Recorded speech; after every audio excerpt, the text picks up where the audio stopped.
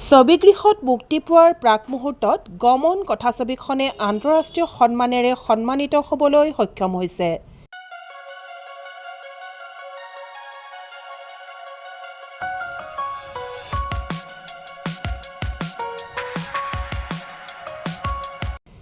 যোৱা 8 মাৰ্চত 9th Indian world film ফেষ্টিভেলত শ্ৰেষ্ঠ চিত্ৰনাট্য বঁটা গ্ৰহণ কৰিছে পৰিচালক চন্দ্ৰমোদয় ডাঙৰীয়াই। ইতিমধ্যে লছ এঞ্জেলেছৰ 7 কণ্টিনেণ্টেল এৱাৰ্ড ফিল্ম ফেষ্টিভেলত শ্ৰেষ্ঠ ছবিৰ তালিকাত প্ৰতিযোগিতাৰ বাবে মনোনীত হৈছে।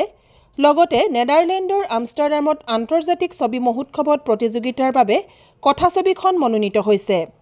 ছবিখন অসমৰ ছবিগৃহত অহা 14 মাৰ্চত ৰাইজৰ মাজলৈ আহিব। সমগ্ৰ অসমৰ লগতে তিনিচুকীয়া আৰু গেলেৰিয়া ছবিগৃহত অহা 14 মাৰ্চত ছবিখনে শুভমুক্তি লাভ কৰিব। সংসাৰ কৰিছা, ল'ৰা জন্ম দিছা, পোহপাল দিবলৈ আহিছা, লোকৰ টকাৰে।